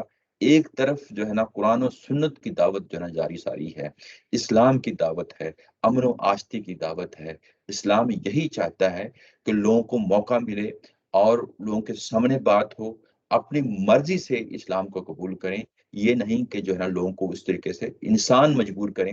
اس طرح کی ایسی کوئی چیز نہیں ہے، یعنی جنگوں کو یعنی اٹھانا، اس سے اللہ تعالیٰ کی ذات نے ہاتھ اٹھا دیا ہے۔ یہاں پہ وَإِذَا قِيلَ لَهُ اتَّقِ اللَّهَ، جب ان سے کہا جاتا ہے کہ اللہ کا خوف کرو، اللہ سے ڈرو یعنی اس چیز پہ جب ان کو یعنی متنبہ کیا جاتا ہے کہ جو کچھ تم کر رہے ہو، یعنی اللہ تعالیٰ کی ذات نے واضح کر دیا، چیزوں کو کھول دیا کہ یہ لوگ جو ہے نا جو کچھ کر رہے ہیں اس کے نتیجے میں فساد برپا ہوگا۔ اس کے بعد نبی صلی اللہ علیہ وسلم نے اور صحابہ کرام نے ان کو اس سے متنبہ کیا ہوگا کہ بھئی یہ کام نہ کرو، یہ جو تم کام کر رہے ہو یہ غلط کام ہے، اس کے نتیجے میں یہ کچھ ہو جانے والا ہے۔ تو اس کے نتیجے میں کیا ہوتا ہے؟ تو ہوتا یہ ہے کہ اخذت العزت بالاسم، ان کو گناہ پر آمادگی کے ساتھ غرور پکڑ لیتا ہے۔ گناہ پر آمادگی نیچے ترجمہ کیا گیا ہے، کیا یہ ہے؟ مطلب یہ ہے کہ جب ان کو ان کی اصلاح کے حوالے سے بات کہی جاتی ہے کہ جو تم نے رویہ اختیار کیا ہے یہ انتہائی غلط رویہ ہے، اس سے باز آ جاؤ، اب یہ اس کے اگینسٹ جو ہے نا یعنی ان کی عزت نفس پہ یہ وار محسوس ہوتا ہے۔ یعنی یہ جو بات ان سے کہی جا رہی ہے، ہونا تو یہ چاہیے کہ انسان اگر واقعتاً اسلام قبول کر بیٹھا ہے، اطاعت میں آ گیا ہے، اللہ اور اس کے رسول کی اطاعت میں آ گیا ہے، تو اس کو بات سننی چاہیے اور اپنی اصلاح کرنی چاہیے اپنے رویے کی۔ لیکن یہاں پہ بات بالکل الٹ ہو رہی ہے، اس کو اپنی عزت نفس پہ حملہ سمجھتے ہیں اور تکبر و غرور پہ کھڑے ہو جاتے ہیں، اور وہ جو تکبر و غرور کا رویہ ہے وہی ان کا گناہ کا رویہ ہے۔ یعنی گناہ جو ہے بنیادی طور پہ یہ تکبر جو ہے یہ شرک سے بڑھ کر جو ہے نا یہ جرم ہے۔ یہ ابلیس نے یہی تو کچھ کیا تھا۔ تکبر جو ہے، نخوت جو ہے، یعنی کسی چیز کو ریجیکٹ کر دینا، رسول کی بات کو، اللہ کی بات کو ریجیکٹ کر دینا اس طریقے سے کہ وہ تکبر کی بنیاد پہ ہو۔ یعنی یہ کہ یہ کون لوگ ہوتے ہیں جو ہمیں آ کے نصیحت کرتے ہیں کہ یہ جو کام کر رہے ہیں یہ غلط کام ہے، اس یہ کام نہ کرو۔ تو یہ ان کے اندر جو اندر کا جو ایک پورا الاؤ اٹھتا ہے، جو ان کے اندر غصہ آتا ہے کہ یہ ہمیں کس طریقے سے یہ بات کر رہے ہیں۔ ہم تو ان ناسے لوگ تھے، ہم تو جو ہے نا صالح لوگ تھے، ہم تو مطلب ان کے درمیان جو ہے نا صلح کرانا چاہتے ہیں، ہماری تو ساری تگودو یہی ہے، لیکن یہ ہمیں کہہ رہے ہیں کہ یہ کام نہ کرو۔ تو یعنی گویا کہ مسلمانوں کو پتہ چل گیا، اللہ تعالیٰ کی ذات نے ان کو بتا دیا ہے، اور وہ بجائے اس کے کہ اپنی اصلاح کرتے، کوئی شرمندگی محسوس کرتے، غرور پہ آ گئے ہیں، نخوت پہ آ گئے ہیں اور تکبر پہ آ گئے ہیں۔ یہ وہ گناہ ہے جو وہ یہاں پہ کر رہے ہیں۔ فحسبہ جہنم، تو یہ ان کا غرور، یہ ان کا تکبر، یہ ان پہ اتمام حجت ہو چکنے کے بعد یہ ان کا رویہ، یہ رویے کے لیے کافی ہے جہنم۔ فحسبہ جہنم، یہ کہا گیا جب یہ اس طریقے سے فریز آتی ہے قرآن مجید میں اندر، تو وہ جو بیسیکلی جو ان کا رویہ ہے اس کو عین اس کی یوں کہہ لیں کہ ریفلیکشن ہوتی ہے، جو یہ بتا دیا جاتا ہے کہ اچھا یہ ان کا رویہ ہے غرور و تکبر کا۔ اب ان کے اس رویے میں تو کوئی تبدیلی نہیں آنی، لیکن ظاہر ہے اس کا نتیجہ اس کے سامنے آ جائے گا۔ وہ جو نتیجہ سامنے آ جائے گا وہ جہنم کی صورت میں ہوگا، وَلَبِئْسَ الْمِہَادُ، اور وہ انتہائی برا ٹھکانہ ہے۔ مہاد کہتے ہیں ٹھکانے کو، مہد یہ مشونے کو کہتے ہیں، مہد سے اسی سے مہاد یہ لفظ نکلا ہے، یعنی جہاں انسان رہتا ہے کمفرٹیبل محسوس کرتا ہے چیزوں کو، اس کے لیے سہولت کی چیزیں ہوتی ہیں، مہاد اس کے لیے یعنی وہ ٹھکانہ جہاں انسان اپنے لیے سہولت محسوس کرتا ہے۔ تو ظاہر ہے یہاں پہ ان کے لیے کہا گیا کہ انتہائی برا ٹھکانہ ہوگا، برا ٹھکانہ ہوگا ان کے لیے جہنم کی صورت میں۔ یہ ایک رویہ تھا جو سامنے آ گیا ہمارے سامنے، اور اس کو ہم نے ابتدائیہ کے ساتھ بھی جوڑ کے دیکھ لیا۔ اب اس کے بالکل جو دوسرے لوگ، جو بالکل اس کے برعکس دوسرے لوگ ہیں، جو اہل ایمان ہیں، ان کا رویہ سامنے رکھا جائے گا۔ وَمِنَ النَّاسِ مَن يَشْرِي نَفْسَهُ ابْتِغَاءَ مَرْضَاتِ اللَّهِ وَاللَّهُ رَءُوفٌ بِالْعِبَادِ۔ لوگوں میں سے وہ لوگ بھی ہیں جنہوں نے بیچ دیا، یشری کا مطلب ہوتا ہے یعنی خریدنا اور بیچنا دونوں اس کے اندر ہوتے ہیں، موقع محل کے مطابق اس کا معنی ہوتا ہے۔ یہاں پہ یہ بیچنے کے معنی میں ہے، یعنی جنہوں نے بیچ دیا اپنی اپنی جانوں کو بیچ دیا۔ کس مقصد کے لیے بیچ دیا؟ وہ ہے ابتغاء مرضات اللہ، اللہ کی خوشی کے لیے، اللہ کی رضا کے لیے، اللہ کی خوشنودی کے لیے۔ ابتغاء کا مطلب ہوتا ہے چاہنا، یعنی اس کی خواہش کرنا، تلاش کرنا، اس کے لیے استعمال ہوتا ہے۔ یعنی اللہ کی رضا جوئی کے لیے اپنا سب کچھ، جان تک ان لوگوں نے کھپا دی، اور اس کے بعد کہا ہے واللہ رؤوف بالعباد، بے شک اللہ تعالیٰ کی ذات ان لوگوں پہ بہت مہربان ہے۔ رؤوف کا مطلب ہوتا ہے بہت مہربان، بالعباد ان بندوں کے ساتھ۔ یعنی ومن الناس کا لفظ لا کے کہ انسانوں میں سے انسان، یعنی جو اس وقت آڈینس ہے جن کے سامنے یہ قرآن پیش کر رہا ہے، صحابہ اکرام کی جماعت ہے، ان کی تصویر ہے یہاں پہ بیان کی گئی۔ ابھی تک سورہ بقرہ کے اندر اگر آپ دیکھیں تو صحابہ کی جانثاری، صحابہ کی قربانیاں، صحابہ کا جو ہے نا اسلام کے لیے جو ان کی یعنی اپنے اندر سے یعنی ایک چیز کو محسوس کرنا کہ ہم موقع آیا ہے اس کے مطابق جو ہے نا سب کچھ نشاور کرنے کے لیے تیار ہو گئے ہیں، اس کی جو تصویر کشی کی گئی ہے وہ اس آیا کے اندر ہے۔ یعنی صحابہ کا جو اصل عمل ہے وہ سب کچھ انہوں نے تج دیا، یعنی قربان کر دیا اس اسلام پہ۔ یعنی یہ کہ اب ظاہر ہے کہ ہم اس کو نظم میں دیکھیں گے، نظم کے اندر کیا کہا جا رہا ہے؟ نظم کے اندر یہی کہا جا رہا ہے کہ تم نے توحید کو اختیار کرنا ہے، تمہارے اندر شریعت کا بیان شروع ہو گیا ہے، حلال و حرام کی چیزیں تمہیں بیان کر دی گئی ہیں، اور اس کے بعد رمضان کی چیزیں تمہارے سامنے رکھی گئی ہیں، شریعت کے دوسرے پہلو سامنے رکھے گئے ہیں۔ جو پہلو ان کے سامنے آ رہے ہیں وہ ان کے سامنے سرنڈر کرتے جا رہے ہیں۔ جب انہیں قتال کی بات کی گئی، قتال کی بات ظاہر ہے کہ دوسرے فریق سے تھوپی جائے گی، اور یہ اس کے اندر جو ہے نا ظاہر ہے کہ فرقہ مخالف کے طور پہ اتریں گے اور اپنی حفاظت کے لیے اتریں گے، وہاں پہ بھی یہ کوئی پسو پیش کام نہیں لے رہے، وہاں پہ بھی اس کے لیے جان تک کھپانے کے لیے تیار ہیں۔ جب ان کو انفاق فی سبیل اللہ کی بات کہی گئی، اپنا مال دینے کے لیے تیار ہیں، سب کچھ جو ہے نا مال اور جان سب کچھ قربان کرنے کے لیے تیار ہیں۔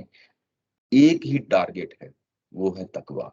کسی طرح ہمارا رب، ہمارا اللہ ہمارے ان معاملات سے خوش ہو جائے، اس کی خوشنودی ہمیں مل جائے، مرضات اللہ، اللہ کی خوشنودی ہمیں مل جائے۔ اور اس کے جواب میں اللہ نے جو یہاں پہ جملہ لایا ہے وہ ہے واللہ رؤوف بالعباد۔ اللہ تعالیٰ کی ذات اپنے بندوں پہ بڑی مہربان ہے، بڑی عنایتیں کرنے والی، بڑی رحمتیں کرنے والی ہے۔ یعنی ایک طرف سب کچھ لگا دینے والے لوگ ہیں اور دوسری طرف سب کچھ دینے والے، یعنی دینے والی اللہ تعالیٰ کی ذات ہے۔ یہ جو رؤوف کا لفظ ہے، یہ میں بتاؤں، یہ الف لام کے بغیر آتا ہے قرآن مجید کے اندر، 10 جگہوں پہ آیا ہے۔ پورے قرآن مجید کے اندر یہ 10 جگہوں پہ آیا ہے، اور 10 جگہوں پہ میں سے 8 جگہوں پہ یہ رؤوف اور رحیم کے ساتھ مل کے آیا ہے۔ 2 جگہ ہیں جو جہاں پہ یہ عباد کے ساتھ مل کے آیا ہے۔ یہ دونوں جگہوں کے لیے صحابہ اکرام کو جو ہے نا یہ لفظ مخاطب کیا گیا ہے۔ یعنی آل عمران جو اس کے بعد سورہ آئے گی، جو اس کے ساتھ جڑا سورہ ہے، وہاں پہ بھی آپ یہ رؤوف بالعباد جو ہے نا لفظ جا کے وہاں پہ دیکھیں گے۔ باقی ہر جگہ قرآن مجید کے اندر رؤوف اور رحیم اللہ تعالیٰ کی ذات کے لیے آیا ہے۔ سورہ توبہ میں ایک وحد مقام ہے، وہاں پہ یہ نبی پاک صلی اللہ علیہ وسلم کے لیے رؤوف اور رحیم کا لفظ استعمال کیا گیا ہے۔ یعنی نبی پاک صلی اللہ علیہ وسلم کے لیے واحد مقام ہے جو سورہ توبہ کے اندر جا کے دیکھیں گے، سورہ بقرہ اور سورہ آل عمران میں صحابہ اکرام کے لیے رؤوف بالعباد اللہ تعالیٰ کی ذات کے لیے استعمال ہوا ہے، اور ساتھ عباد کا لفظ آیا ہے۔ عباد کا لفظ جب آتا ہے، یعنی عبد کا لفظ آتا ہے، عباد کا لفظ قرآن مجید میں آتا ہے، تو یہ اللہ تعالیٰ کی ذات کا اپنے بندے کے ساتھ جو تعلق ہوتا ہے اس کو اظہار کے لیے آتا ہے۔ یعنی گویا کہ میں نے ان کی تمام چیزیں قبول کر لیں، میں نے ان تمام چیزیں جو میرے بندے نے پیش کی تھی، میں نے اس کو قبول و منظور کر لیا۔ میں اب ان کے لیے وہ سب کچھ کروں گا جو کرنا مقصود ہے۔ میں ان کے لیے، یعنی یہ کہ میں ان کی حفاظت کروں گا، میں معمون رکھوں گا، یعنی امن میں رکھوں گا ان کو۔ یہ جو رؤوف کا لفظ ہے یہ بیسیکلی آتا ہے رفع شر کے لیے۔ رفع شر کیا ہے؟ یعنی یہ کہ یہ رحیم کا مطلب بھی مہربانی ہوتا ہے، رؤوف کا مطلب بھی مہربانی ہوتا ہے، دونوں میں ایک معمولی فرق ہے۔ فرق یہ ہے کہ رحیم جو ہوتا ہے وہ مہربان، یعنی میں اس کی مثال دیتا ہوتا ہوں کہ ہم اپنے بچوں کو سب کچھ دینے کے لیے تیار ہوتے ہیں، یعنی ہر اچھی چیز دینے کے لیے تیار ہوتے ہیں، یہ ہماری رحمت کا پہلو ہوتا ہے۔ ہم یہ چاہتے ہیں کہ ہمارے بچے کسی یعنی غلط چیز کے ہاتھ نہ یعنی لگ جائیں، تو جب یہ اظہار کر رہے ہوتے ہیں تو یہ رفع شر کے لیے کر رہے ہوتے ہیں ہم، کہ تاکہ ان کے ساتھ کوئی برا معاملہ نہ ہو جائے، یہ بھی رحمت کا معاملہ ہوتا ہے۔ تو یہاں پہ بھی رؤوف بالعباد لا کے رحمت کا معاملہ ہے کہ میں ان کے لیے اب تمام حفاظتوں کا انتظام کروں گا۔ یہ جتنے بھی شر پیدا کر لیں، جتنا بھی فساد پیدا کر لیں، یہ اگر ان سے اپنے سے بھی غلطی ہوتی ہے تو میں غفور الرحیم، میں ان کو بھی معاف کر دوں گا، لیکن میرا جو اصل کام ہے وہ یہ کہ میں اپنے بندوں کے ساتھ ہمیشہ مہربانی کا معاملہ کروں گا، میں ان کو اپنے نتیجے تک پہنچاؤں گا۔ یہ وہ پہلو ہیں جو سامنے رکھیں، دونوں فریقوں کو سامنے لا کے یہ چیز بیان کر دی گئی ہے۔ اس کے بعد جو ہے نا اگلی بات جو بیان کی گئی ہے وہ یہ ہے، یا ایھا الذین آمنوا ادخلوا فی السلم کافہ۔ یہ جو 2 رویے اوپر بیان ہوئے ہیں، اے ایمان والو ان کو سامنے رکھو۔ یہ جو اوپر 2 رویے جو ہے نا بیان کیے گئے ہیں، اگر آپ دیکھیں کہ نیچے استاد محترم نے لکھا ہے بریکٹ کے اندر، ایمان والو، ایمان کے ساتھ یہ 2 رویے نہیں ہو سکتے۔ یعنی یہ جو اوپر 2 رویے بیان کیے گئے ہیں کہ ایک رویہ وہ ہے کہ جو سب کچھ قربان کر دینے والا ہے، اور ایک رویہ وہ ہے جو فساد فی الارض کا ہے، وہ زمین کے اندر تباہی و بربادی کا منصوبہ ہے۔ یہ 2 رویے نہیں ہو سکتے ایٹ اے ٹائم، یہ 2 رویے نہیں چل سکتے، ایک ہی رویہ چل سکتا ہے۔ اور اس رویے کے لیے یہاں پہ کہا گیا ہے کہ اے ایمان والو، اس میں خطاب اگر آپ دیکھیں تو اصلاً اہل ایمان کو ہی مخاطب کیا گیا ہے، لیکن اگر آپ دیکھیں بات کو کن کو پہنچانا مقصود ہے، انہی منافقین کو بات پہنچانا مقصود ہے جن کے لیے اس سے پہلے والا جو اوپر پیراگراف ہم نے فساد کے حوالے سے پڑھا تھا. یہ دو رویے جو ہیں یہ ٹھیک نہیں ہیں. ایک ہی رویہ اختیار کرو، اور کافت، یعنی یہاں پہ لفظ آیا ہے کافہ، یعنی یہ کہ سارے کے سارے جو ہے تم، یعنی یہ کہ جو بھی دم بھرتا ہے کہ میں مسلم ہوں، میں مومن ہوں، میں ایمان لے آیا ہوں، اس کو ایک ہی رویہ رکھنا چاہیے. وہ رویہ کیا ہے؟ وَمِنَ النَّاسِ مَن يَشْرِي نَفْسَهُ ابْتِغَاءَ مَرْضَاتِ اللَّهِ. یہاں پہ سلم کا لفظ، یعنی پھر سلم کا لفظ آیا ہے. یہ جو سلم کا لفظ آیا ہے، یہ اس کا معنی اسلام بھی ہوتا ہے، یعنی دین جس کو ہم کہتے ہیں وہ بھی اس کے معنی میں آتا ہے. اس کا معنی اطاعت بھی ہوتا ہے. اسلام کا اٹ سیلف معنی اطاعت، فرما برداری ہے، سرنڈر کرنا ہے، جیسے ہمیں معلوم ہے. یہ ڈفرینٹ شیڈز ہیں. بعض اوقات ہم اسلام کہہ کے اطاعت کہتے ہیں، بعض اوقات اسلام کہہ کے ہم دین اسلام کہتے ہیں. یہ بھی ظاہر اس کے اندر آتا ہے. یہ جو سلم کا لفظ آیا ہے، یہ حرب جو جنگ ہوتی ہے اس کے مخالف بھی لفظ استعمال ہو جاتا ہے، یعنی امن کے لیے بھی استعمال ہو جاتا ہے. جب ہم یہ کہتے ہیں کہ اسلام جو ہے دین امن ہے، تو وہ بیسیکلی یہی پہلو ہے جو سامنے ہوتا ہے. یعنی اس کے اندر تینوں شیڈ ہیں. تینوں شیڈز کون کون سے ہیں؟ یعنی اسلام، دین اسلام بھی آ جاتا ہے، اطاعت بھی آ جاتا ہے، اور امن و آشتی بھی آ جاتا ہے. تو یہ آپ ترجمے دیکھیں گے تو ظاہر ہے یہ مختلف لوگوں نے اس لفظ کا ترجمہ کرتے ہوئے مختلف معنی میں لیا ہے، لیکن یہاں پہ استاد محترم نے اس کو یہ والا جو شیڈ ہے، یہ تینوں شیڈ دراصل ایک ہی شیڈ ہے، وہ ایسی چیز نہیں ہے. جب ہم اسلام کہتے ہیں تو امن و آشتی کا اسلام ہوتا ہے. جب ہم اطاعت کہتے ہیں تو اسلام سے ہے ہی سرے سے اللہ اور اللہ کے رسول کی اطاعت کا نام ہے. تو یہاں پہ وہ والا شیڈ جو ہے جو اطاعت کا ہے اس کی بات ہو رہی ہے، کہ اوپر جو دو رویے ہیں، کیونکہ ہم نظم کی روشنی میں دیکھ رہے ہیں، تو ہم یہ کہہ رہے ہیں کہ اوپر والے جو دو رویے ہیں ان کو سامنے رکھو، اور تم سب کے سب ایک ہی رویے میں داخل ہو جاؤ. اور اس کے بعد کہا وَلَا تَتَّبِعُوا خُطُوَاتِ الشَّيْطَانِ، اور شیطان کی پیروی مت کرو. شیطان کی پیروی مت کرو. شیطان کی پیروی کیا ہے؟ اب ہم ظاہر ہے یہاں پہ کنٹیکسٹ میں دیکھیں گے، نظم میں دیکھیں گے. شیطان کی پیروی یہ ہے کہ وَإِذَا تَوَلَّىٰ سَعَىٰ فِي الْأَرْضِ لِيُفْسِدَ فِيهَا وَيُهْلِكَ الْحَرْثَ وَالنَّسْلَ. یہ شیطان کی پیروی ہے. یہ شیطان کی پیروی سے بچو، اس کے اتباع سے بچو، جس سے کھیتی اور نسلیں تباہ و برباد ہوتی ہیں. اِنَّهُ لَكُمْ عَدُوٌّ مُبِينٌ، وہ تمہارا واضح دشمن ہے. ڈے 1 پہ اس نے اناؤنس کر دیا تھا کہ میں ذریت آدم کو جو ہے نا میں پھسلا کے رہوں گا.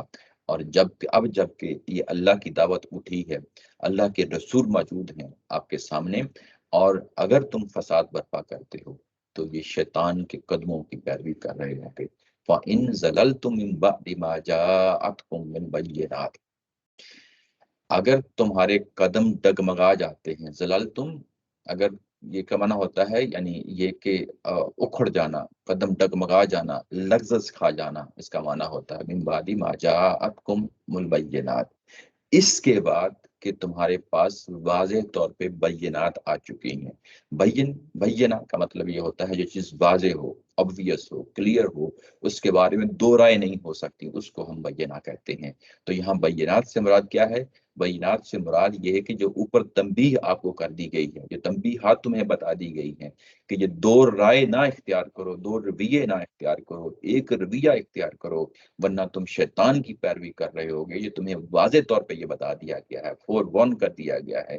فَاعْلَمُوا أَنَّ اللَّهَ عَزِيزٌ حَكِيمٌ، تو یاد رکھو کہ اگر تم اس کے باوجود جو ہے نا لغزش کھا جاتے ہو تو اللہ تعالیٰ کی ذات بڑی زبردست ہے، بڑی حکمت والی ہے. اللہ تعالیٰ کی ذات بڑی زبردست ہے اور بڑی حکمت والی ہے. یہ دو صفات ہیں یہاں پہ، اور بڑی گہری صفات ہیں یہاں پہ لائی گئی ہیں. ان کو بھی ظاہر ہے ہم دیکھتے ہیں نیچے 563 کا جو حاشیہ ہے وہ اسی سے متعلق ہے. یہ عزیز کا مطلب ہوتا ہے زبردست، حکیم کا مطلب ہوتا ہے حکمت والا. جہاں پہ بھی اللہ تعالیٰ کی ذات کی جو ہے نا کوئی صفات آتی ہیں، رک کے ٹھہر کے ان کو دیکھ لینا چاہیے کہ یہ کس مقصد کے لیے آئی ہیں. یہاں پہ جس مقصد کے لیے آئی ہے میں آپ کے سامنے رکھ دیتا ہوں. اللہ تعالیٰ کی ذات بڑی زبردست ہے. نیچے اس کو میں سمرائز جیسا کہ میں کر رہا ہوں، وہ اس کے عزیز کے حوالے سے بھی دو پہلو ہیں اور حکیم کے حوالے سے بھی دو پہلو ہیں. دو پہلو کس پہلو سے؟ یعنی جب ہم عزیز کہیں گے تو ایک اللہ تعالیٰ کی ذات کا پہلو ہے اور ایک انسانوں کا پہلو ہے. دونوں پہلوؤں کو ہم دیکھتے ہوئے آگے چلتے ہیں. یہ کہ جب عزیز کہا گیا تو یہ کہ کوئی اللہ کوئی ناتواں ہستی نہیں ہے، کوئی کمزور ہستی نہیں ہے، یعنی وہ غالب ہستی ہے، اس کا کوئی بھی جو فرمان ہوگا، اس کا کوئی بھی جو ہے نا جو بات کہی جائے گی وہ لازمی طور پہ امپلیمنٹ ہو کے رہے گی۔ یہ پہلو ہے جو چیز سامنے رہنی چاہیے۔ ایسا نہیں ہے کہ وہ یعنی کمزور ہو، ناتواں ہو، تمہیں بس ویسے ہی ٹھنڈے پیٹوں برداشت کر لے، ایسا نہیں ہوگا۔ یعنی تمہارے ان اعمال کے کوئی کانسیکوینسز ہوں گے، کوئی نتائج ہوں گے، وہ نتائج جو ہیں وہ لازمی ان نتائج تک پہنچائے گا۔ وہ غالب ہے، وہ توانا ہے، وہ کمزور نہیں ہے۔ یہ اللہ تعالیٰ کی ذات کا پہلو ہے۔ انسانوں کا پہلو یہ ہے کہ تم جو کچھ بھی کر لو، تم جو کچھ بھی کر لو، تم کر تو شیطان ہی کی پیروی کر رہے ہو، اپنی ان چالوں سے اللہ کا کچھ بھی نہیں بگاڑ سکو گے۔ اپنی ان چالوں سے اللہ کا کچھ نہیں بگاڑ سکو گے، کیونکہ اللہ غالب، اللہ زبردست ہے، اس کے سامنے تمہاری کچھ بھی چلنے والی نہیں۔ زمین میں بھلے جتنا مرضی فساد برپا کر لو، بالآخر تمہیں تباہ و برباد تم نے خود ہو جانا ہے، مسلمانوں نے تباہ و برباد نہیں ہونا۔ تو یہ وہ پہلو ہے جو عزیز کے حوالے سے ہے۔ حکیم ہونے کے پہلو سے یہ ہے کہ اللہ تعالیٰ کی ذات حکیم ہے۔ جو رویے تم نے دو رویے اختیار کیے ہیں، ان میں سے کہا جا رہا ہے کہ ایک رویے پہ آ جاؤ جو صحابہ اکرام کا رویہ ہے۔ اگر تم نے یہ اس کے باوجود ڈگمگا جاتے ہو، ٹھوکر کھا جاتے ہو اور اس شیطانی راستوں پہ چلے جاتے ہو، تو جو مسلمان ہیں، جو حقیقتاً اہل ایمان ہیں، ان کی بھی تو اپنی جگہ آزمائش ہو رہی ہے، وہ بھی تو آزمائشوں سے گزریں گے، وہ نکھر کر جو ہے نا وہ بہتر ہو جائیں گے۔ لیکن یہ کہ تمہاری جو آزمائش ہے، وہ جو تمہیں موقع مل رہا ہے، یہ پیمانہ بھر لو اپنا، یعنی تم اپنے فساد میں جہاں تک پہنچنا ہے پہنچ جاؤ، وہ تمہیں اپنے انجام تک پہنچائے گا۔ یعنی یہ پہلو اللہ تعالیٰ کی ذات کی حکیم ہونے سے پہلو ہے۔ وہ ایسا نہیں کرتا کہ وہ کوئی اگر اس کے خلاف کھڑا ہوتا ہے تو ادھر اس نے کوئی حرکت کی، ادھر اس کی جو ہے نا گردن دبوچ لی، ایسا نہیں کرتا۔ وہ لوگوں کو مہلت دیتا ہے۔ جن لوگوں نے واپس مڑنا ہوتا ہے، پلٹنا ہوتا ہے، وہ پلٹ بھی جاتے ہیں اس دوران، یہ اس کی حکمت کا تقاضا ہوتا ہے۔ لیکن اگر کوئی لوگ نہیں جو ہے نا پلٹتے اور رسولوں کے دور میں نہیں پلٹتے، تو ان پہ اتمام حجت ہو چکنے کے بعد ایک مرحلے پہ وہ خود فیصلہ کر لیتا ہے کہ اب ان کا خاتمہ ہو جانا ہے۔ یہ اس کی حکمت کا پہلو ہے۔ اس میں ہدایت و ضلالت کے وہ تمام پہلو آ جاتے ہیں۔ اب یہ کہ اپنے نتائج تک جو ہے نا حکمت کے طور پہ پہنچائے گا، یہ وہ جو پہلو ہے۔ اور جو اس کے بعد یہ کہ تمہیں اپنی جو ہے نا اس حیثیت کو نہیں بھولنا چاہیے۔ یقیناً تمہیں ظاہرہ اس وقت مہلت مل رہی ہے، اور یہ مہلت جو مل رہی ہے اس سے شاید تمہیں معلوم ہو رہا ہے کہ ہم ہی کامیاب ہیں، لیکن ایسا نہیں ہوگا۔ یہ اس کی حکمت کا تقاضا ہے کہ وہ تم سے بھی ابھی کوئی ایسی چیز نہیں چھینتا، وہ تمہیں اپنے حالات کے مطابق تمہیں کھل کھیلنے کی جو ہے نا مواقع مہیا کر رہا ہے۔ لیکن یہ ایک سٹیج آئے گی، اس کی حکمت کے تحت جو ہے نا وہ معاملہ طے ہو جائے گا، اور وہ ان تمام معاملات کو جو ہے نا وہ اپنے طریقے سے وہ مینج کر لے گا۔ تمہارا کچھ نہیں اس ذات کے سامنے چلنے والا۔ یہ وہ پہلو ہے جو سامنے رہنا چاہیے اللہ کی حکمت کے حوالے سے، اللہ کے غالب ہونے کے حوالے سے۔ اسی کے ساتھ آج کا یہ سیشن ہم ختم کرتے ہیں۔ کوئی سوال ہو تو لے لیتے ہیں۔ وآخر دعوانا ان الحمد للہ رب العالمین۔